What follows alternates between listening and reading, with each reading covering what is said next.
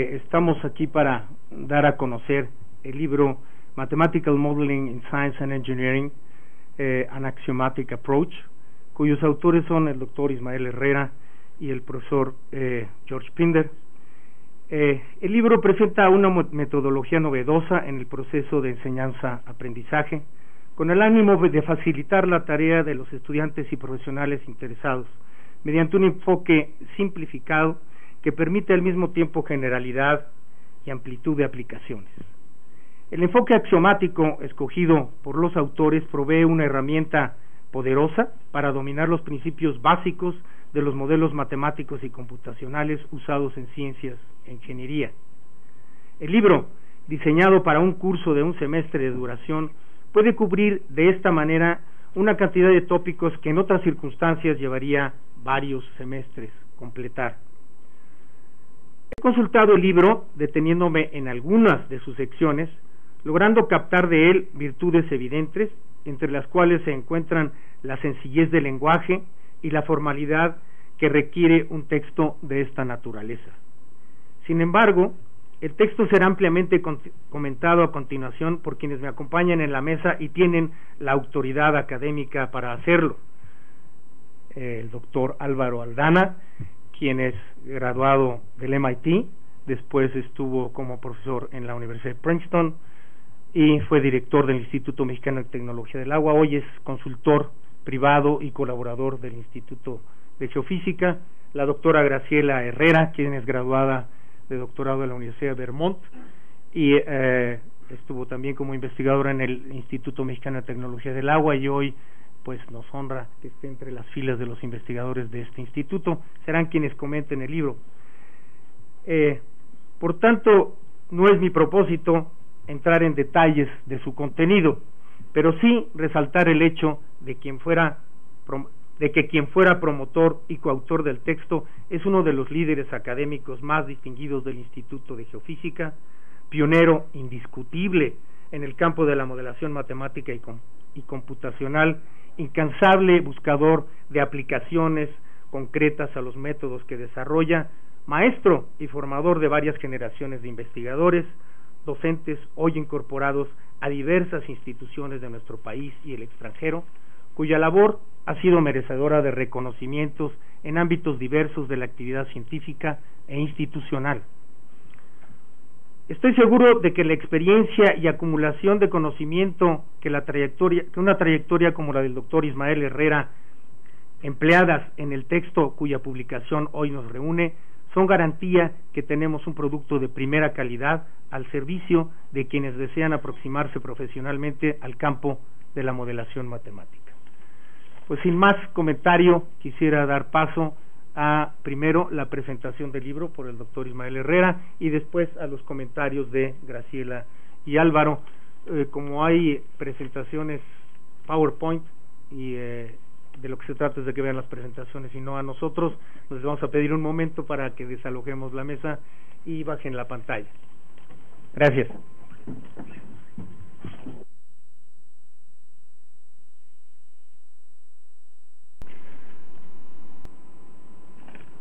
Muy bien, pues muchas gracias, doctor Valdés, por sus palabras. Muchas gracias a ustedes por acompañarme en esta ocasión.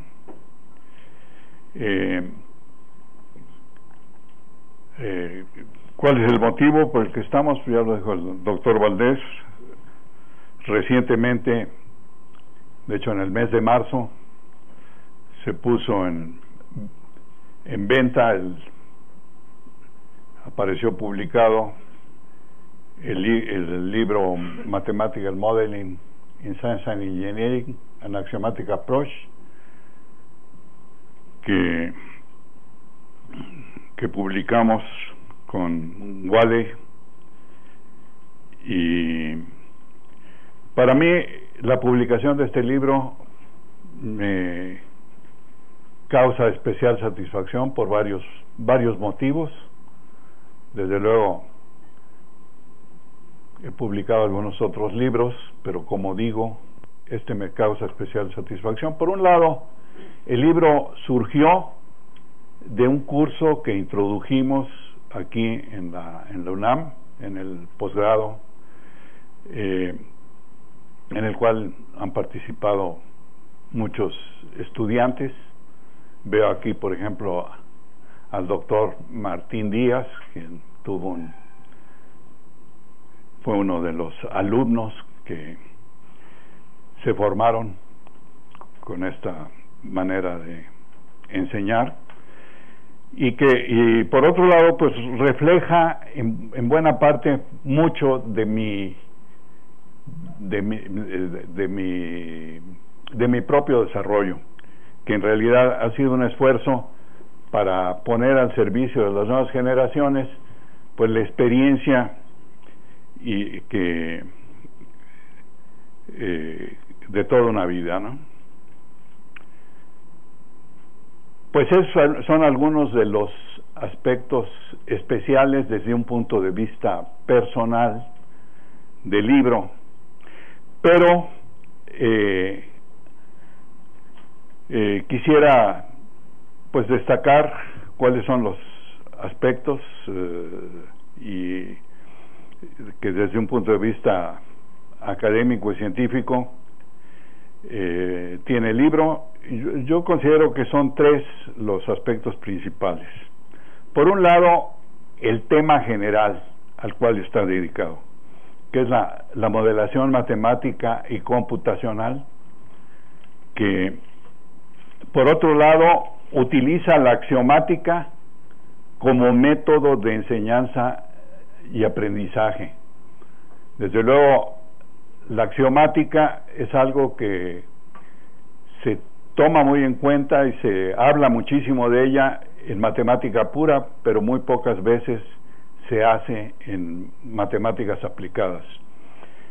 Sin embargo, desde el punto de vista de su utilidad, la axiomática es muy útil, y vamos a analizar un poco más este aspecto. Por otra parte, los temas específicos que incluye, que son la mayor parte de los modelos básicos más importantes de la modelación matemática computacional, en particular la modelación de sistemas macroscópicos, y debo decir que pues la mayor parte de los sistemas que tratamos en ingeniería y en ciencia aplicada, desde luego en ciencias de la Tierra, son sistemas macroscópicos. ¿Qué es la modelación matemática y computacional? Desde mi punto de vista, es la respuesta contemporánea al anhelo humano ancestral de predecir el comportamiento de la naturaleza. En la actualidad, combinando pues a la física, y no solo a la física, sino también a otras ciencias, establece modelos matemáticos que se implementan por medio de las computadoras, y de esa manera tiene la capacidad de predecir el comportamiento de una gran diversidad de temas o de sistemas de la ingeniería y la ciencia. En muchos casos reemplaza a la experimentación, pues es más versátil y económica. Junto con la teoría de la experimentación, hoy en día es una de las tres columnas en que se asienta la ciencia. Y finalmente se le considera la columna vertebral de la ingeniería contemporánea. Los sistemas más complejos de la ingeniería siempre requieren de modelos de este tipo para en las aplicaciones. ¿Por qué es tan importante en ingeniería, por ejemplo, esa capacidad de predicción que da? Pues porque las operaciones básicas de la ingeniería se vuelven bastante más sencillas si tenemos la capacidad de predecir el comportamiento de los sistemas, tanto en el diseño, en la operación, como en la operación. Ahora, ¿qué es la axiomática? La axiomática, en primer lugar, cuando tratamos un sistema de manera axiomática, establecemos un conjunto de propiedades tales que todas las demás son concomitantes de dichos axiomas, o sea, de esas propiedades. Tales propiedades son las esenciales del sistema y al proceder de esa manera se elimina muchas, se eliminan las secundarias o superfluas y por lo mismo en general se alcanza sencillez y al mismo tiempo se alcanza generalidad, porque cualquier sistema que satisface los axiomas se puede aplicar el modelo correspondiente. Se logra así pues generalidad, sencillez y claridad. ¿Cuál es el valor práctico entonces de la axiomática? Pues por un lado nos da una gran economía de esfuerzo. Segundo, nos da seguridad de conocimiento. Eso es sumamente importante porque la claridad da seguridad en el conocimiento y al tener seguridad en conocimiento podemos avanzar y entrar en territorios inclusive que son nuevos.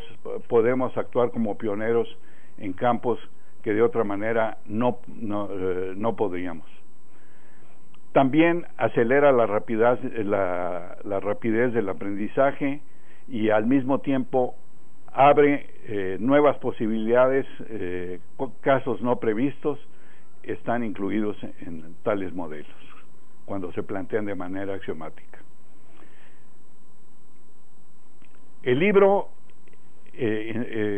como dije, incluye temas específicos que cubren una gran diversidad de campos, que son los básicos de la modelación matemática y computacional, así el transporte de solutos, tales como contaminantes por fluidos libres y también contenidos en un medio poroso.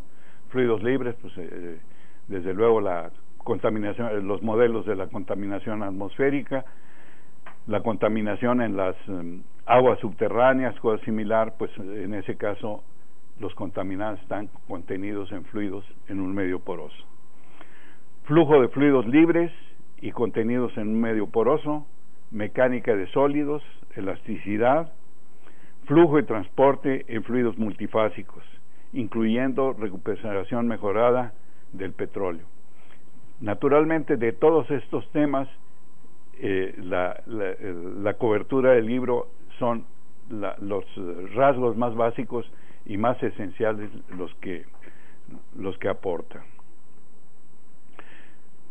Una pregunta natural, bueno, pero al aplicar la axiomática debe ser muy difícil identificar los axiomas de un sistema. Desde luego que así es, y en el caso del libro, la formulación axiomática utilizada es la que se desarrolló en la segunda mitad del siglo XX por un grupo de científicos, entre los cuales los líderes de ese grupo. Clifford Trussell fue un líder indiscutible, Walter Noll, que gran parte de la axiomática fue contribuida por él. Un resumen importante está contenido en este libro que aquí cito. ¿Qué hicimos nosotros? Nosotros lo que hicimos fue tomar esto y hacerlo de una manera más accesible, más directa, para que fuera apropiada para el aprendizaje de científicos e ingenieros que no fueran especialistas en matemáticas. En realidad, como dije al principio, el haber entrado en esto también en gran parte fue motivado por mi experiencia en ciencia e ingeniería. Mi experiencia en realidad ha sido muy diversa. He trabajado tanto en el medio científico como en colaboración con ingenieros, y los temas que he tenido oportunidad de trabajar incluyen mecánica de fluidos, hidráulica, ingeniería sísmica, sismología, estructuras, por ejemplo, procesos estocásticos en estructuras que en una época desarrollamos en colaboración con Emilio Rosenbluth, uno de los ingenieros pues más líderes de toda una época en la ingeniería en México. Ciencia de materiales, materiales viscoelásticos, mecánica de suelos, geotermia, agua subterránea e ingeniería petrolera. Descripción del libro. El libro está integrado por 10 capítulos y 5 apéndices. La metodología axiomática se explica e ilustra en los 3 primeros capítulos. Esto con el objeto de introducir al estudiante rápidamente en el manejo de esta herramienta. Y en los siguientes 7 capítulos se le aplica para desarrollar en detalle los modelos específicos que inclusive se introducen en los 3 primeros. En los 3 primeros se da una visión muy rápida y breve aplicando la axiomática para poder introducir todos los temas que se van a cubrir con mayor detalle en el libro. Estos 3 primeros capítulos que están, como digo, dedicados a la metodología axiomática, en el capítulo 1 se dan las bases del método axiomático. En el 2 se ilustra el método axiomático derivando los modelos básicos de los sistemas de una sola fase clásicos, sólidos y fluidos, incluyendo el transporte de energía. En particular, esto da lugar a que los modelos de difusión térmica y cosas similar queden cubiertos dentro del libro. Se ilustra el método axiomático en el capítulo 3, aplicando a modelos básicos de sistemas no tan clásicos, o sea, sistemas multifásicos y demás sistemas que se tratan en el libro. O sea, el capítulo 2 está dedicado a introducir la mecánica de sólidos y la mecánica de fluidos. Y el capítulo 3 ya son sistemas multifásicos que como digo son menos clásicos que los otros temas. Los temas específicos que se tratan: está el transporte de solutos por un fluido libre, flujo de un fluido en un medio poroso, el transporte de solutos en un medio poroso, sistemas multifásicos en el capítulo 7, y como una aplicación muy importante, por un lado en el 7 el énfasis está en sistemas, problemas que son de interés en hidrología, particularmente en hidrología subterránea. Y en el capítulo 8, en cambio, en otro fluido muy importante, otro fluido que está contenido en medio poroso y que es muy importante para el ser humano, es el petróleo.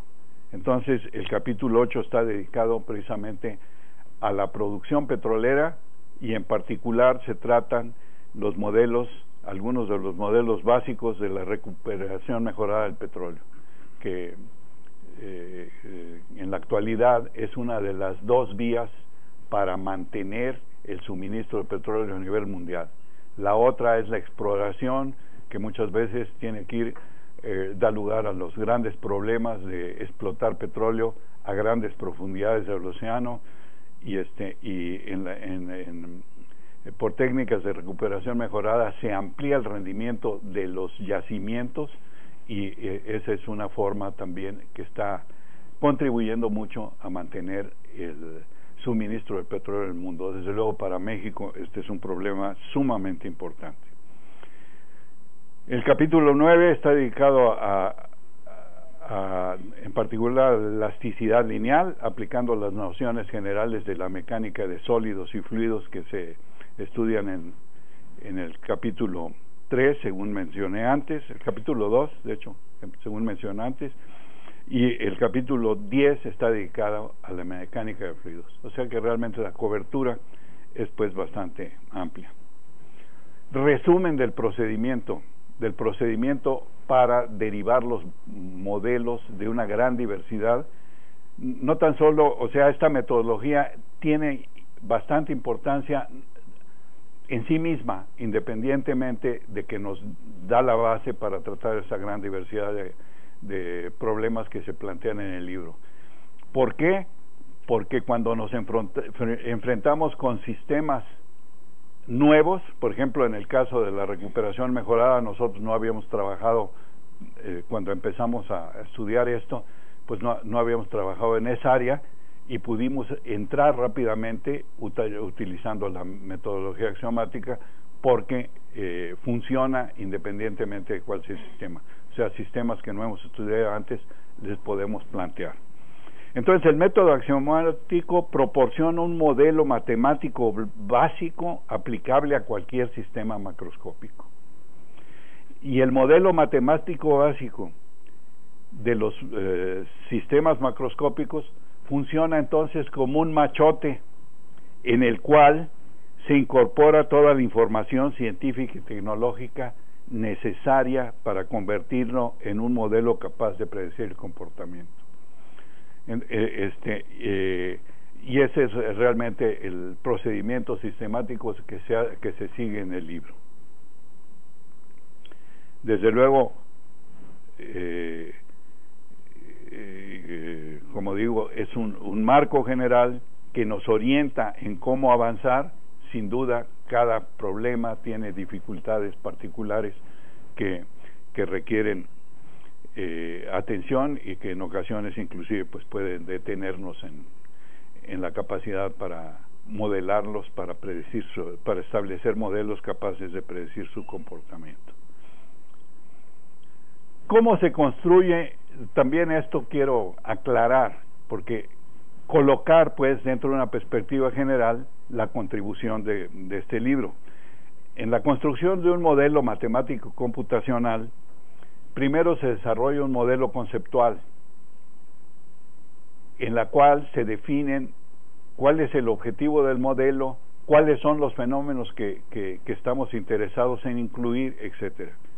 En el modelo matemático eso se convierte en un ente matemático que en este caso en general son un sistema de ecuaciones diferenciales parciales, es lo que constituye el modelo matemático. Y una vez que tenemos el modelo matemático, es necesario aplicar métodos numéricos, en particular métodos de discretización, para convertir ese modelo matemático en algo que la computadora es capaz de manejar. Eso es lo que le llamamos el modelo numérico. Y una vez que hemos obtenido el modelo numérico, tenemos que convertirlo en un código computacional que las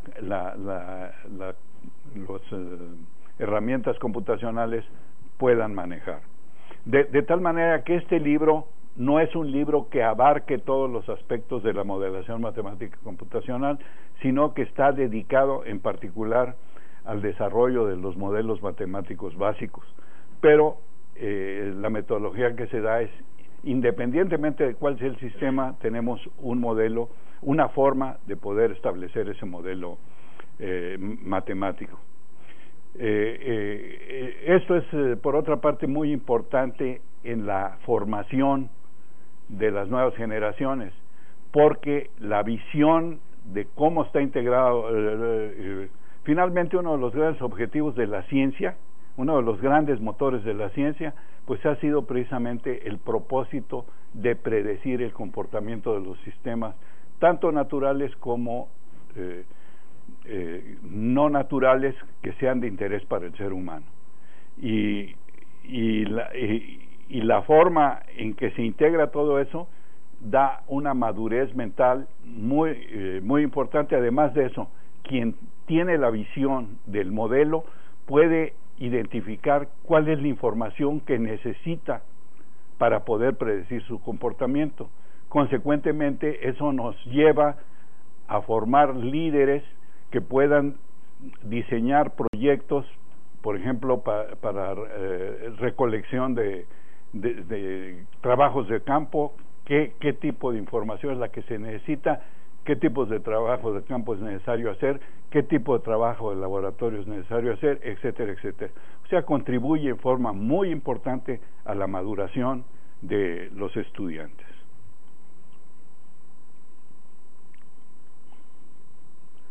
¿A quiénes va dirigido? Pues a estudiantes de posgrado, aunque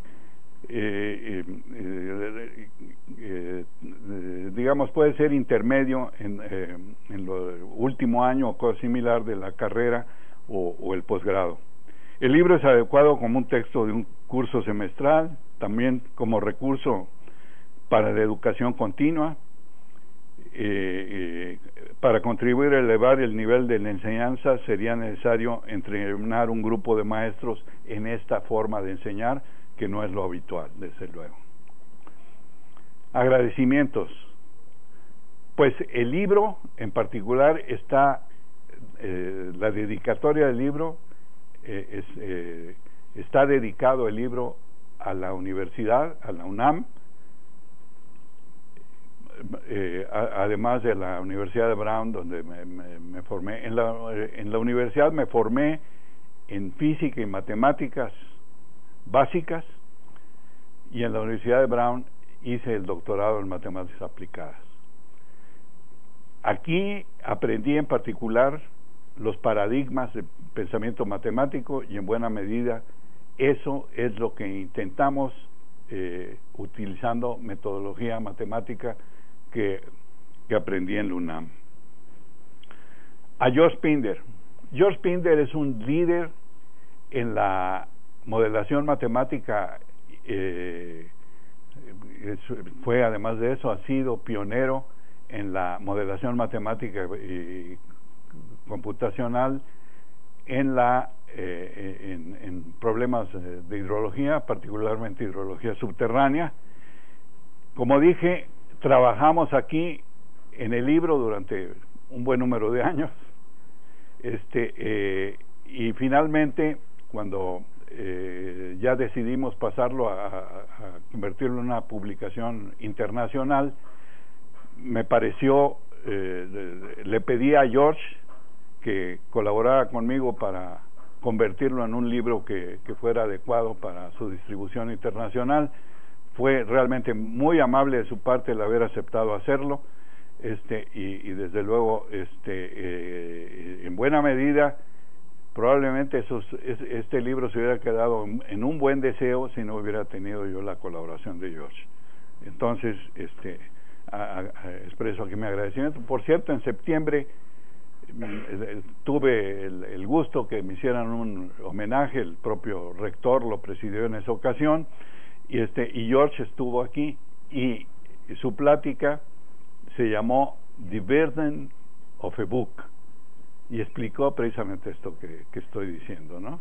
Cómo surgió, y muy bien. Los alumnos, a los alumnos, aquí, bueno, hay muchos, sería difícil agradecerle a todos de manera particular, pero veo al doctor Martín Díaz, que actualmente está en el Instituto Mexicano del Petróleo. Desde luego, Martín fue de los primeros que sufrieron este tipo de enseñanza, ¿no? Finalmente, pues al doctor Valdés, por haber aceptado el presidir esta ocasión, al doctor Álvaro Aldama y a la doctora Graciela Herrera Zamarrón, pues por haber también tenido la gentileza de participar en el evento y hacer comentarios sobre el libro. Muchas gracias, creo que con eso termino.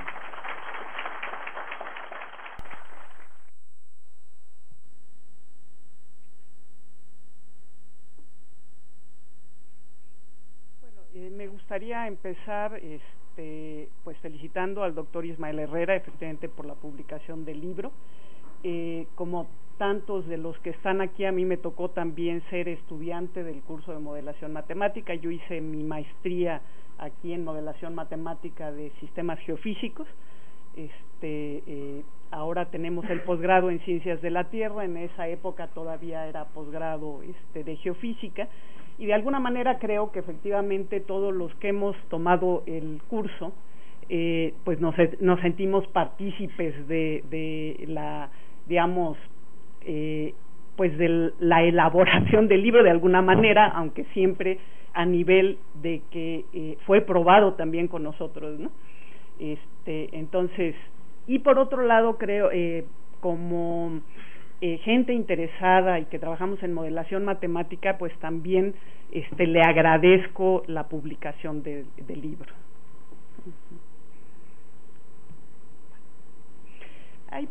Hay algunas cosas que ya han sido tratadas de lo que voy a comentar. Entonces, en la primera parte me voy a ir un poquito rápido.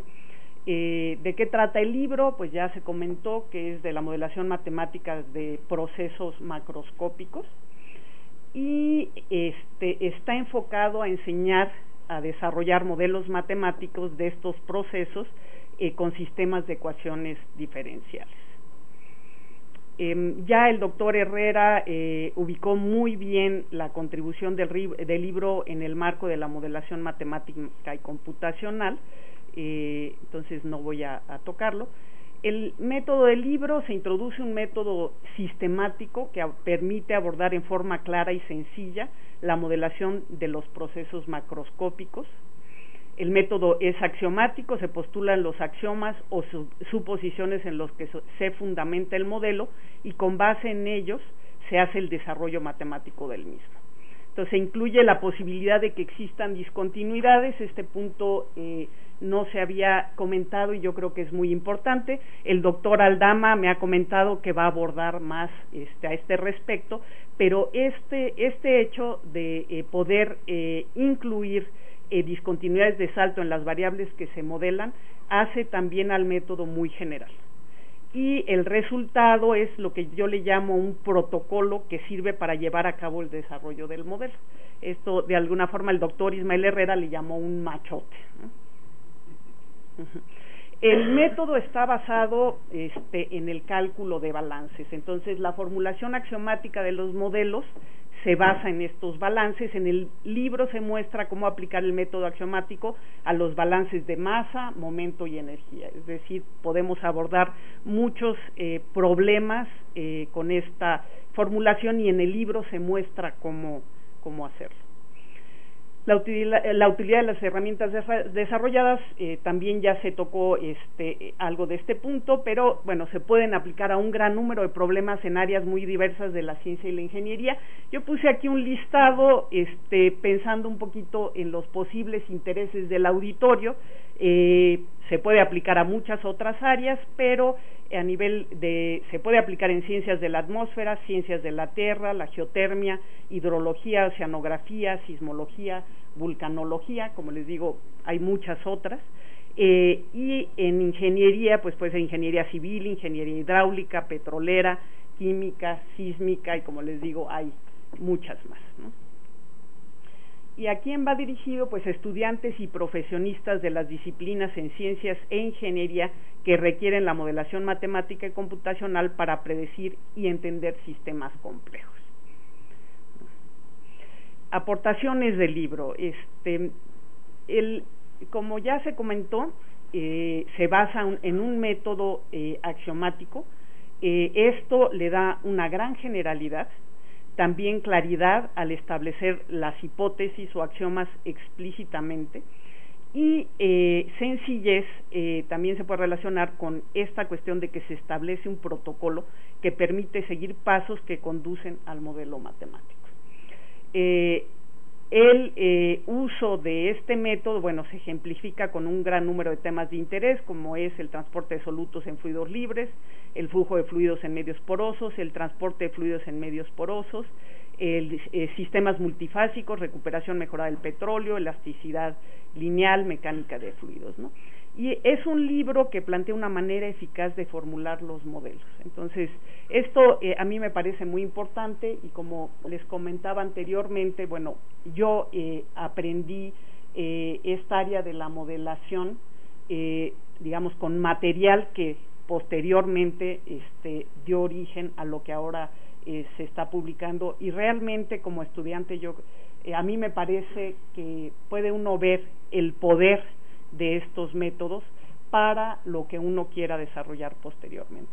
Entonces le da a uno como estudiante muchas posibilidades de aplicación con base en un método claro, ¿no?, sistemático. Quería yo entonces dar un ejemplo, digamos, de lo que es esta formulación axiomática, o digamos una pequeña probadita más que un ejemplo. Voy a entrar, digamos, a la parte matemática, para que vean ustedes un poquito de qué estamos hablando. Como ya lo comenté, esta formulación se basa en los balances. Entonces, lo primero que hacemos es definir lo que son las propiedades extensivas y las propiedades intensivas. Entonces tenemos un cuerpo que puede cambiar en el tiempo, le estoy llamando aquí B de t, y la frontera de este cuerpo, que sería delta B. Definimos lo que es la propiedad extensiva como cualquiera que se puede expresar como una integral de volumen, como se ve aquí. Sí se alcanza a ver, ¿verdad?, el mouse.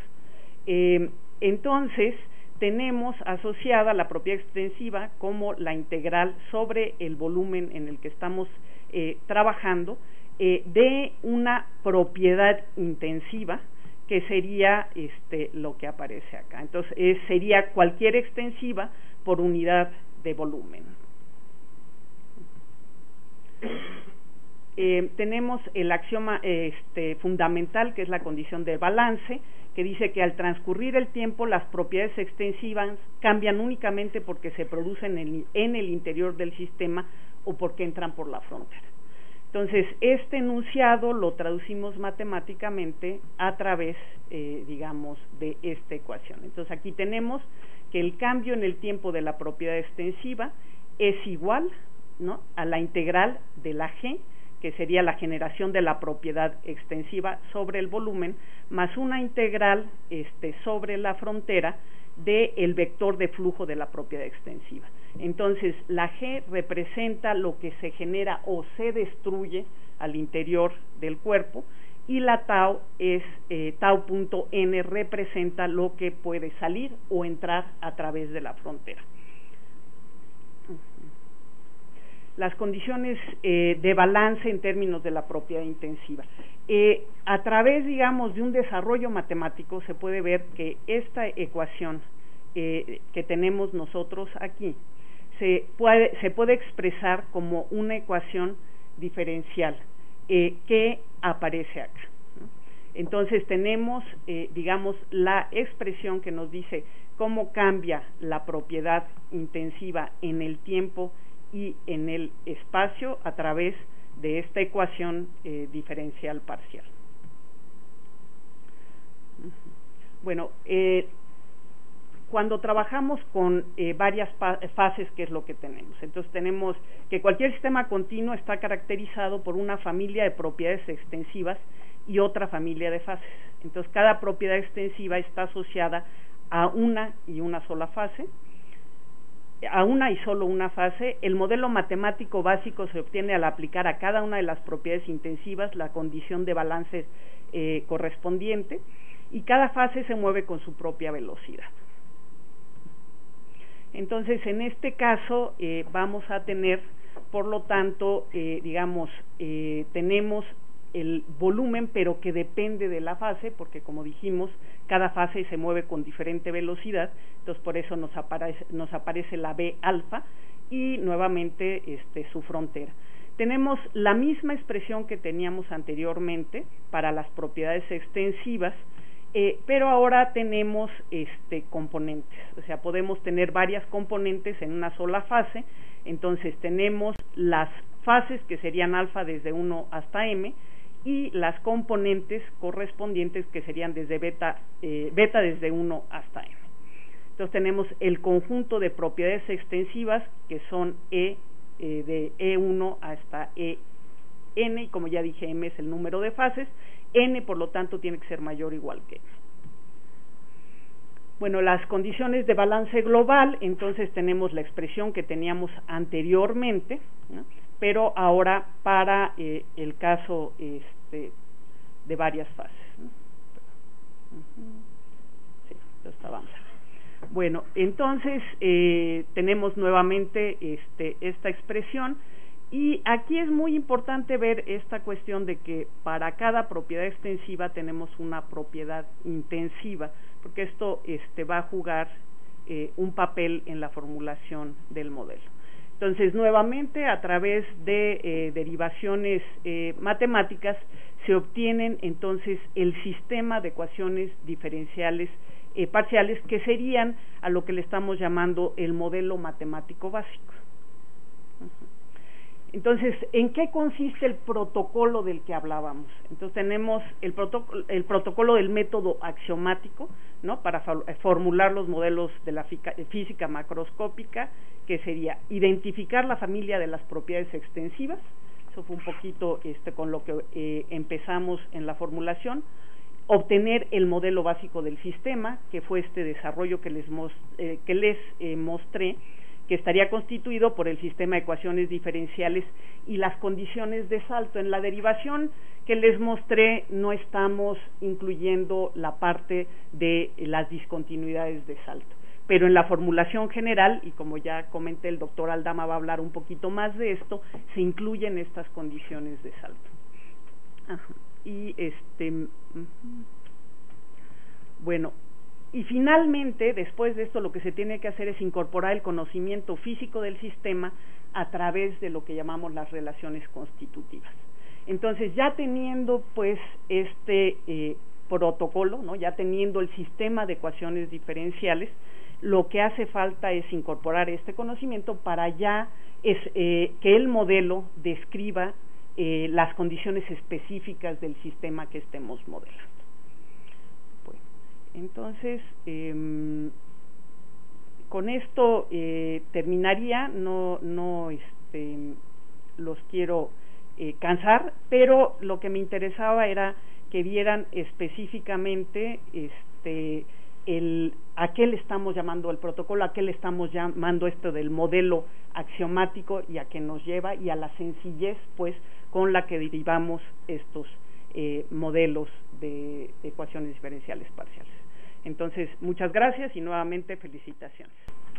Bueno, quisiera empezar agradeciéndole al doctor Ismael Herrera por haberme invitado a participar en la presentación de este importante libro. Quiero comentarles, además de felicitar al autor principal del libro, el doctor Ismael Herrera, que he disfrutado mucho la lectura de este texto y que verdaderamente considero que el mismo tiene el potencial de revolucionar los métodos de enseñanza-aprendizaje, no solamente para diferentes especialistas en disciplinas científicas, sino también en ingeniería.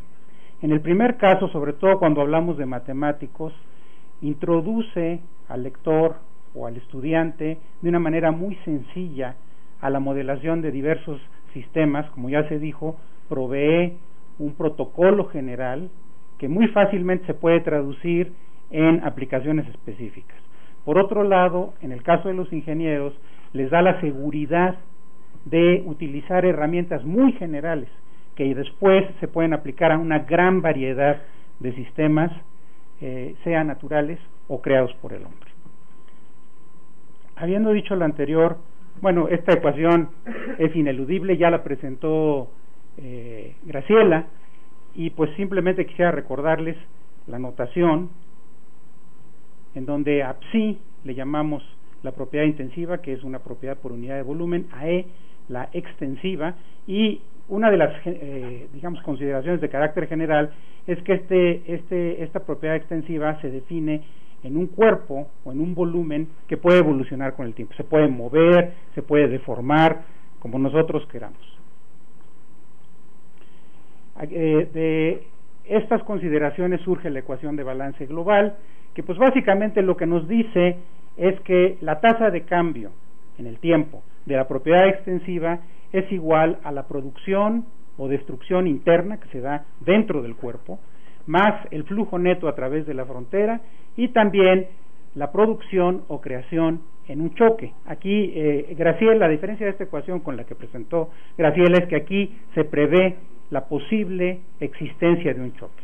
Y aquí lo estoy ilustrando en la figura con esta superficie sigma, que también puede evolucionar con el tiempo. El choque se puede mover, no necesariamente tiene que ser estacionario, y es una de las posibles dificultades que puede existir en la modelación de un sistema, y después vamos a abordar casos específicos a ese respecto. Ya Graciela planteó que a través de relaciones constitutivas es como uno particulariza la naturaleza del término de flujo a través de la frontera. Entonces, estas relaciones constitutivas nos llevan a a la modelación de diversos sistemas físicos que pueden ser sólidos elásticos, pueden ser flujos libres, pueden ser flujos en medios porosos, etcétera, etcétera.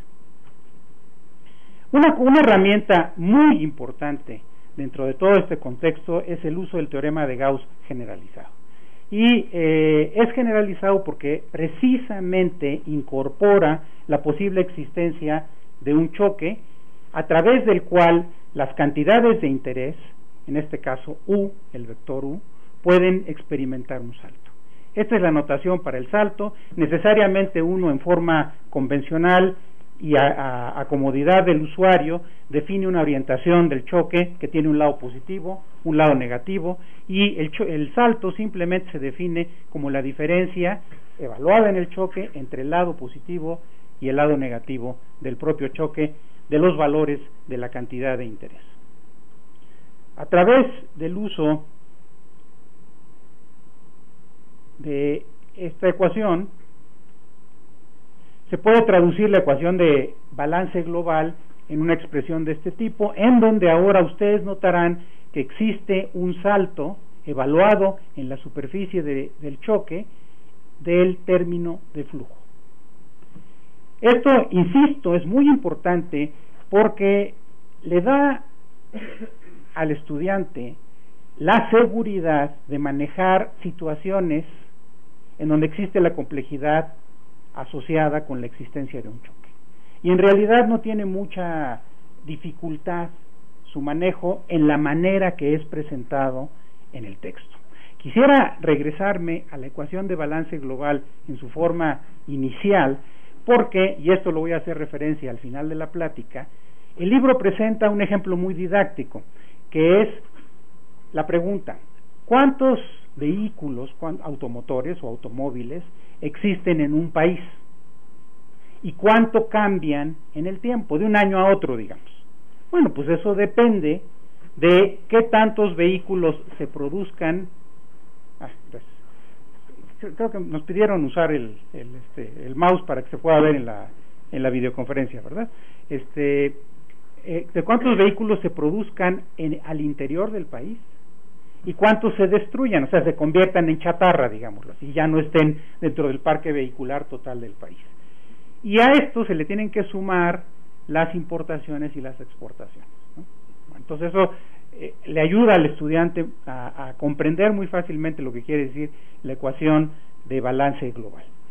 Como ya lo dijo Graciela, la ecuación de balance global se puede traducir en una ecuación de balance local, pero ahora he añadido la condición de salto en forma explícita, que es esta. Aquí V representa la velocidad de las partículas y V sigma la velocidad de la superficie de choque.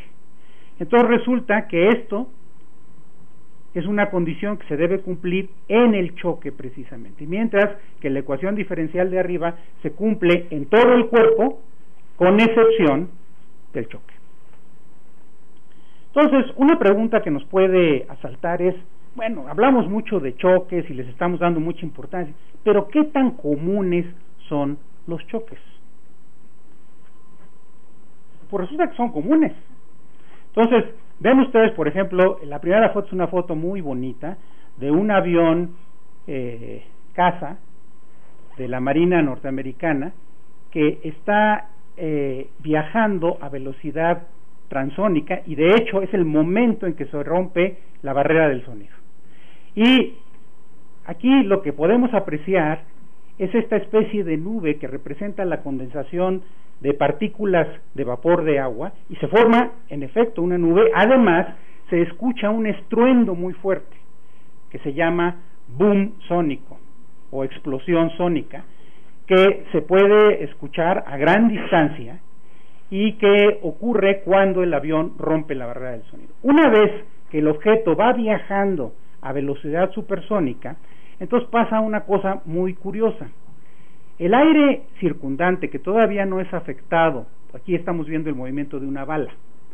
Esto se puede visualizar con técnicas que le llaman la técnica Schrillen o Shadowgraph. No existe una traducción muy universalmente adoptada para este término en español, en donde a través de sombras precisamente se puede percibir el cambio en densidad del fluido.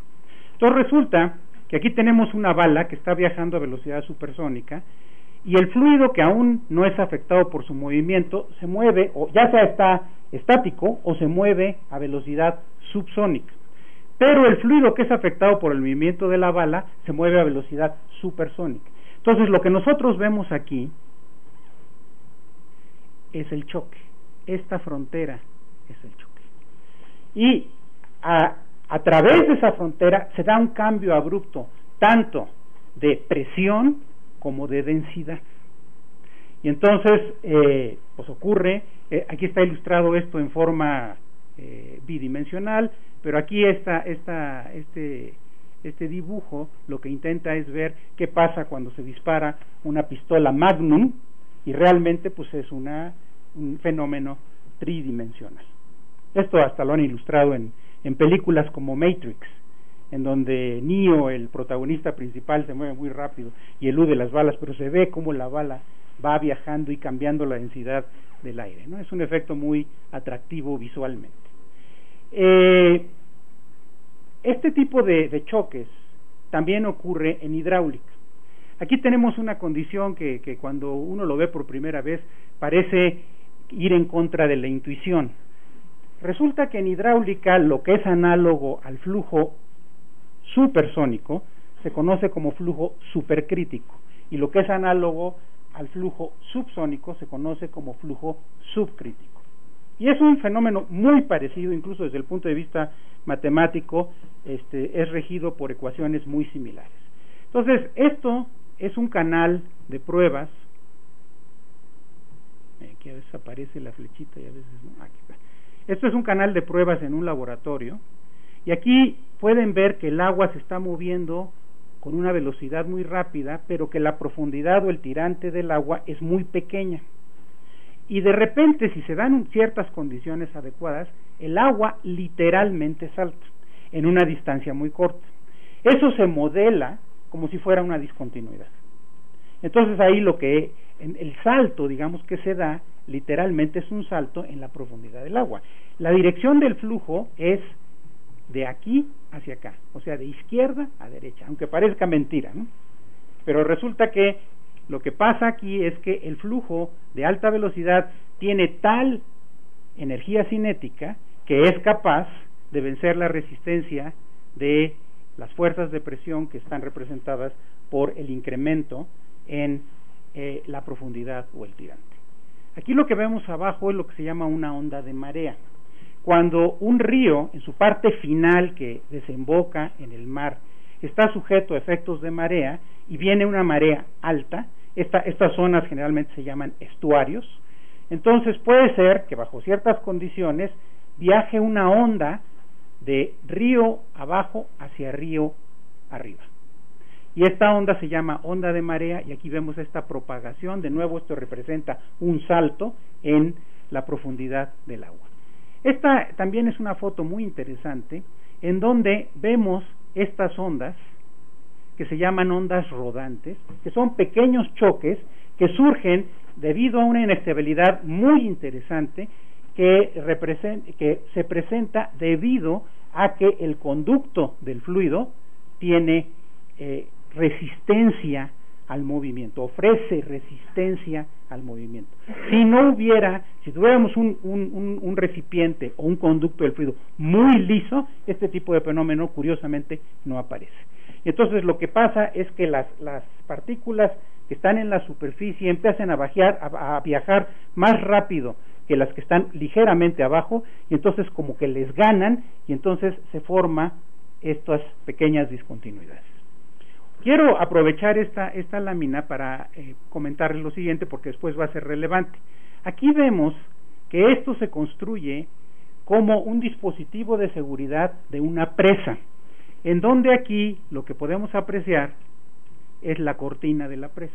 Esto sirve como obstáculo a un río para almacenar agua, y queremos almacenar agua por diversas razones. Puede ser, por ejemplo, porque necesitemos abastecer agua a una población, necesitemos abastecer agua a una zona de riego, o queramos generar energía eléctrica. Entonces, básicamente lo que estamos haciendo es almacenar energía potencial. Después, lo que hacemos es, en una parte baja, colocar una obra de toma, una tubería, el agua a gran velocidad mueve los álabes de una turbina que está acoplada a un generador de electricidad, y entonces se genera electricidad.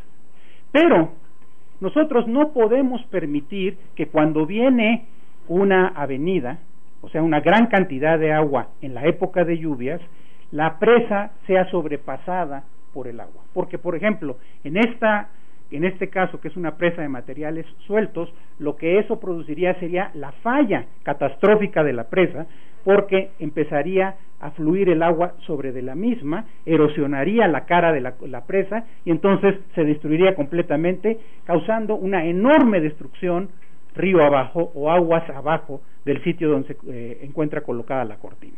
Y eso se quiere evitar a toda costa. Entonces, la estructura fusible, por así decirlo, que se plantea en esos casos es un vertedor como este, de modo que cuando el agua sobrepasa un cierto umbral de elevación, vierte y es conducida de nuevo al río. Ahora, aquí el agua alcanza grandes velocidades, entonces tiene que plantear aquí abajo una manera de disipar la energía cinética. Y esa manera de disipar la energía cinética tiene varias modalidades. Una de las formas es construyendo lo que se llama un tanque amortiguador que fuerce la aparición precisamente de un salto hidráulico, otra vez un choque, y eso disipa la energía cinética. Pero hay otras maneras que vamos a comentar en un momento más. Una cosa muy interesante que aparece en un flujo supercrítico es que cuando nosotros estamos conduciendo el flujo en un canal que se contrae, aparecen estos patrones de ondas cruzadas, que son choques, precisamente. En este caso son choques estacionarios, pero tienen este patrón de ondas cruzadas. Resulta que una de las formas de disipar energía alterna a la de un tanque amortiguador, porque ha habido tanques amortiguadores que han presentado problemas, aquí en particular en México la presa de Malpaso, que es una de las presas que está en el complejo hidroeléctrico del río Grijalva, presentó ese problema y eso causó gran destrucción del tanque amortiguador, básicamente porque está mal diseñada. Pero bueno, el hecho es que una forma alterna es aventar el agua literalmente a la atmósfera. A esto se le llama una cubeta deflectora con salto de esquí. Aquí ven ustedes funcionando una cubeta en un laboratorio, y aquí esto es una foto de una presa real, la presa Glen Canyon, sobre el río Colorado en Estados Unidos, y básicamente lo que eso hace es que el agua tenga la oportunidad de intrusionar aire, entonces pierde energía a través de ese proceso y se regresa al río con poca energía cinética para evitar daños en el fondo del cauce. Bueno, resulta que actualmente la Comisión Federal de Electricidad está construyendo, casi concluyendo, una gran presa. De hecho, es la segunda más alta del mundo en su tipo. Es lo que llaman una presa de enrocamiento con cara de concreto. O sea, se tienen materiales sueltos, pero en la parte que está en contacto con el agua se coloca una superficie de concreto, que es la parte impermeable que hace posible guardar el agua, sin que haya pérdidas de agua considerables. Bueno, resulta que esta presa ha tenido muchos problemas, sobre todo de índole geológico, y el asunto es que precisamente por la naturaleza geológica de los problemas se escogió un diseño para los vertedores escalonado. Entonces hay un vertedor en una posición relativamente alta, luego una posición intermedia y luego una más baja. Y esto se probó en un laboratorio que tiene la CFE en Cuernavaca. Entonces aquí ustedes pueden apreciar, está visto de frente la parte final de los canales del vertedor. Este es el canal derecho, este es el canal de en medio y este es el canal izquierdo. Claro que está al revés porque nosotros lo estamos viendo de frente. Bueno, resulta que muchas veces cuando uno lleva a cabo estos proyectos de gran envergadura, se ve forzado, y esto generalmente es una imposición de las entidades financieras internacionales que prestan los recursos, a contratar un grupo de expertos como consultores extranjeros.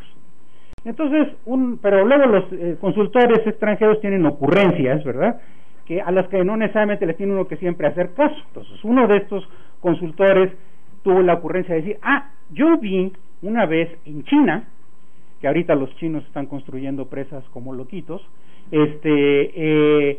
un vertedor en donde en la parte final de la cubeta se hacía una contracción muy abrupta, y eso hacía que se saltara el agua y disipara toda la energía. Bueno, está bien. ¿Cómo eran las contracciones? No, pues y conseguimos información al respecto. Resulta que contraían con razones de ancho de hasta 5:1, o sea, un ancho que era 5 veces y luego una vez. Y entonces lo probamos, y resulta que el funcionamiento fue pésimo, y más que pésimo, caótico, en donde no había ningún control, y esto se desparramaba para todos lados, era inestable. Bueno, pues entonces ya, mejor abandonamos la idea, pero hubo cierta insistencia del coordinador de proyectos hidroeléctricos, que es un buen amigo mío, que exploráramos con más detalle el asunto. Llevamos a cabo una investigación teórico-experimental del asunto, y ¿qué creen? La solución fue usar una condición de salto. Interesante, ¿no? ¿Por qué? Porque ya vimos que cuando hay una contracción en un flujo supercrítico, se forman estas ondas cruzadas. Y entonces, aquí se plantearon las ecuaciones de movimiento, se manejó una condición de salto apropiada, considerando, hagan de cuenta que esto es una de las paredes de la contracción, esto que ven aquí con línea gruesa. Entonces hay un flujo incidente y un flujo saliente, y aquí se forma una onda, y es la línea a lo largo del cual se propaga la onda. Bueno, y hay un salto, ciertamente, de la profundidad del agua. Bueno, entonces, ¿cómo le hacemos para diseñar óptimamente esta contracción? Bueno, planteamos las ecuaciones, y una vez planteadas las ecuaciones, vimos cómo maximizar la disipación de energía. Bueno, y como muchas veces ocurre, las matemáticas nos llevaron a un resultado que la intuición no nos podría haber llevado. Interesante el asunto. Aquí está la solución que obtuvimos, son fotos reales en el laboratorio, y fíjense cómo logramos la contracción con unos pequeñísimos deflectores en la parte final, nada más que esos deflectores tienen un ángulo muy pronunciado, y esto lo que hace es dirigir filetes de fluido. Aquí está el choque, se aprecia perfectamente bien. Esto es un flujo de alta velocidad, y luego aquí se produce el salto. Se ve muy bonita la fotografía, y esto disipa energía aquí porque chocan los filetes de agua. Y entonces aquí hay una vista lateral del asunto. Vean cómo hay un gran salto, se produce el choque, y eso permite una gran intrusión de aire, y se disipa de manera muy eficiente la energía.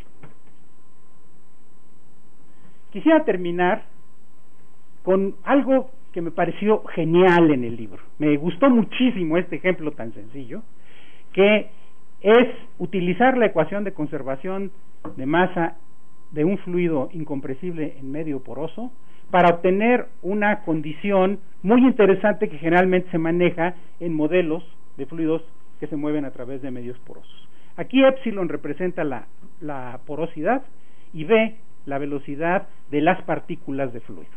Esta es la ecuación que representa un caso particular de la ecuación de balance local. Y aquí puede ocurrir que nosotros tengamos dos medios porosos con características totalmente diferentes, en particular con porosidades diferentes, que están en contacto. Y esto se debe pues a la forma en que a la manera en que se forman los estratos geológicos. Entonces podemos tener diferentes tipos de rocas que están en contacto, ¿no? Debido a un accidente geológico, qué sé yo. El hecho es que, ¿qué pasa cuando el fluido atraviesa esa superficie, que es un caso particular de un choque, que en este caso sí es estacionario? ¿Qué pasa?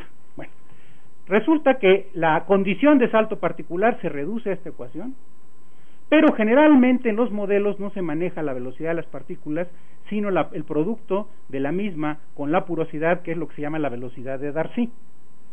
Y si nosotros sustituimos esta expresión acá, aquí me faltó la condición de salto, perdonen ustedes, esto hagan de cuenta que tiene sus paréntesis así, que me esté representando el salto de velocidad, punto en producto escalar por la normal en cada punto a la superficie de discontinuidad, y eso es igual a cero. Lo que eso nos dice es que la componente normal de la velocidad de Darcy es continua a través del choque. Esto me pareció sensacional.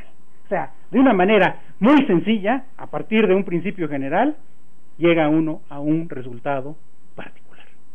Entonces, ¿cuál es la moraleja del asunto? Otra vez volvamos al ejemplo de los automóviles. Todos los que manejamos un carro sabemos que los choques son inevitables, y más hoy en día con los celulares, ¿no es cierto? Porque a pesar de que existen ahora disposiciones en el reglamento de tránsito de que la gente no hable por celular cuando está manejando, por favor, todos los días ve uno cantidad de gente no solamente hablando, sino enviando mensajes de texto, lo cual es terrible, peligrosísimo. Entonces, prácticamente todos los que manejamos un carro hemos experimentado un choque, ¿no es cierto? Entonces, como sabemos que los choques son una condición inevitable de la vida, lo que más nos conviene es comprar un seguro, ¿de acuerdo?